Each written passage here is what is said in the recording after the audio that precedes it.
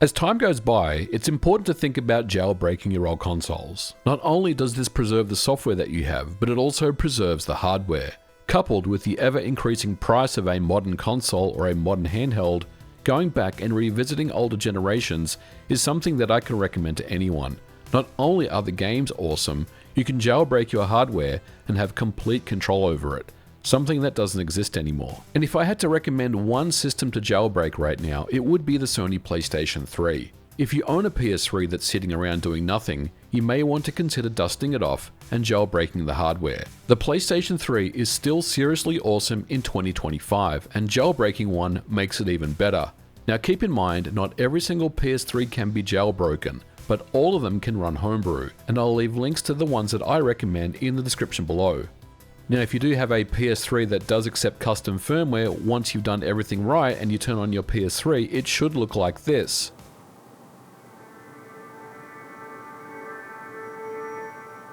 If you don't have a custom firmware compatible PS3, then you can simply run a homebrew enabler, and the end result of both of these means that you should have a jailbroken PlayStation 3. Now one of the main draws for owning a jailbroken PS3 are the games. The PS3 often gets labelled as an inferior system compared to the Xbox 360, but this is really doing the system a disservice. In reality, the PS3 was a very capable system that has aged like fine wine. But I think it's fair to say that the PlayStation 3 finished its generation much stronger than the Xbox 360 did. Of course, both consoles during this generation were incredible systems, each with their own amazing games. But I feel like the PlayStation 3 is often overlooked as a system that really did have some incredible games.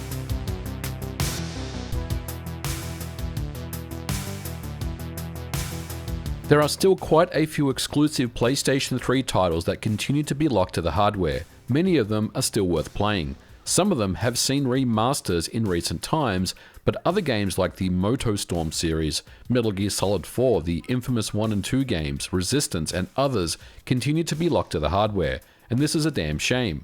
But even beyond this, as time went on, developers became more locked into the hardware. It was a slow start, but once developers understood the cell architecture, there was some great ports. We have to remember that this was an age where visuals were preferred over frame rates. Many AAA games would often target 30 frames per second, but going back and playing some of these older PS3 titles even today, they still hold up really well, especially on a nice modern display. Having a jailbroken PS3 means you have access to a ton of storage. Every PS3 console came standard with a built-in hard drive. This slim model that I have here has an 80 gig drive, but they can be expanded up to 1.5 terabytes internally. However, much of the time this isn't even needed because you can connect up a very large USB storage device and run your games from there. So what exactly can you do with a jailbroken PS3? Well, the first thing that you want to do is to install some type of file or backup manager to manage your library of games. With a custom firmware enabled PS3, you can have access to PS1, PS2 and PS3 games, and you don't even need a hardware compatible fat PS3 to play old PlayStation 2 titles. Now of course, having a working fat PS3 with PS2 compatibility is still very much the preferred way to go, but with a custom firmware enabled PS3, you can run its PS2 classics via software emulation. By definition, the emulation is not perfect, and there are certainly some games that I've tried that glitch out pretty good, but more often than not, the emulation is pretty decent in a pinch. There are two backup managers or game managers that I recommend. Multiman, which has been the gold de facto standard since the PS3, was originally hacked back in the firmware 3.50 days. The other is Managuns. Now this is all about what you prefer as an end user. Both Multiman and Managuns come with their own unique features. For example, Managuns has a mounting shortcut and other unique features that I really like. I personally like to use Multiman in most instances, but I do use Managuns for managing my PS1 and PS2 games. So with a large external USB storage device and Multiman, you can now back up and preserve your entire library of PlayStation 3, PlayStation 2 and PlayStation 1 games. The process is very easy to do, and I recommend anyone who's wanting to jailbreak their PS3 do this for a few reasons. First, obviously, you are eliminating wear and tear on your physical media, but you can also remove this external hard drive and use it on any other jailbroken PS3 if Multiman is installed there. The games will automatically show up. Ripping your games from disk to either the internal hard drive or USB storage is very easy to do. You just pop in the disk in the drive, and once it's detected, press triangle and then select Create ISO. This will ask you what storage device you want to use and you're all set. Now of course, this process will take some time. The drive speed and the file sizes of these games aren't small, and ripping them is going to take a while.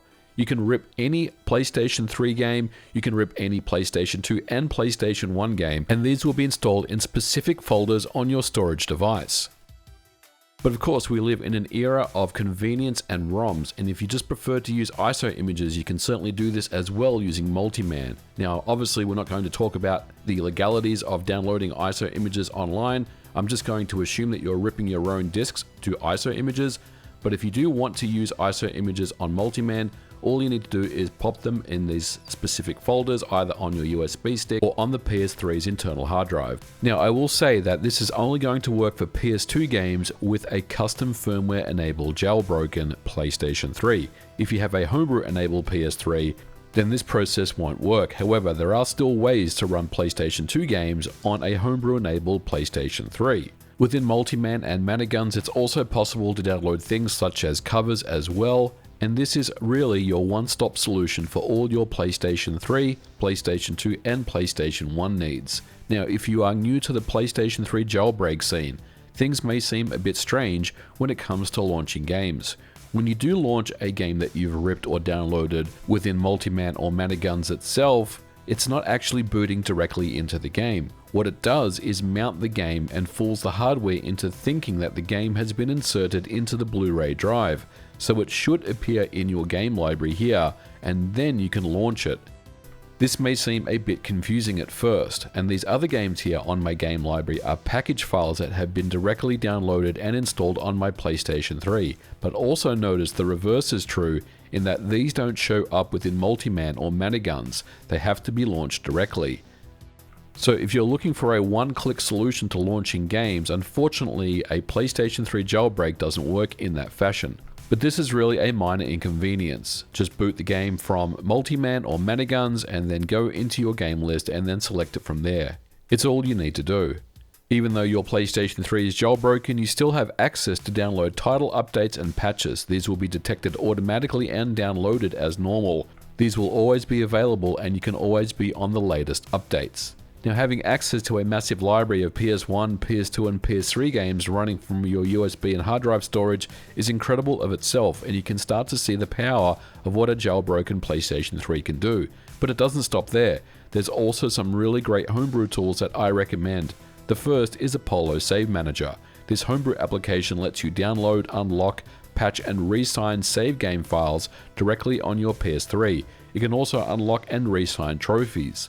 It will manage your game licenses and also create PlayStation 2 classic images. This is a really useful tool for many reasons. Now for me, as someone who likes going back and capturing direct gameplay footage for video editing, the best part of it is for the online save database. This contains an online list of save games for over 900 titles. This means I can very quickly access later parts of many games or do things like unlock weapons, stages, money, and have a 100% run on many games, for example in Red Dead Redemption with everything unlocked. It's just a matter of downloading the save game that you want and then re-sign it to your profile and play. Again, if you want a more comprehensive video on how the Apollo Save tool works, I'll leave a link to a video that I recommend in the description below. The other tool that I recommend is Artemis PS3. Now this is an online cheat database of thousands of games. This is similar to the Apollo Save Manager, however Artemis PS3 applies cheats resident in memory. It is a bit fiddly to set up and you do need a custom firmware PS3. Having a homebrew enabled PS3 like a Super Slim won't work, at least that's my understanding. But what you need to do is select the cheat from the database, then launch into the game. You should see a message pop up to apply the cheat, and then press the PlayStation button for it to be applied. This again enables cheats on thousands of different games, and it's definitely something that I recommend. Now of course, if you want to play old retro games and arcade games via various emulators, they do exist on the PS3, and the PS3 will run pretty much everything quite well, up to and including 16-bit arcade games. Now in 2025, there are much better and easier ways to play old Super NES, Genesis and Game Boy games, but this is just a value add to an already incredible system. Now some of you may be wondering, why bother jailbreaking a PlayStation 3 when emulators such as RPCS3 exist and PS3 emulation is pretty good these days? Well, for a few reasons. You still need a very powerful PC to run RPCS3 at good speeds. Compatibility, which is improving all the time, is still not perfect, and many people like to shy away from emulation and ROMs. I think the person who uses RPCS3 may not necessarily be the same person that wants to back up and play their old PlayStation 3 library on original hardware and keep it preserved forever. PS3 systems aren't super expensive to buy, and right now I would say that it's the sweet spot to get into the jailbreak scene. Now this is my original PS3 since I've had back in the day, and I've never sold it, and I'm glad that I didn't. I get so much use out of this one system, and it's nice to know that even though the PS3 is notorious for being a closed lockdown architecture and system, with a jailbreak I can very easily play any game that I want to on the system and preserve my library and enjoy the freedom and control of a piece of hardware without any ridiculous DRM or online connectivity. Oh, and one last homebrew app that I recommend is PGKI. If you know, you know. Bye for now.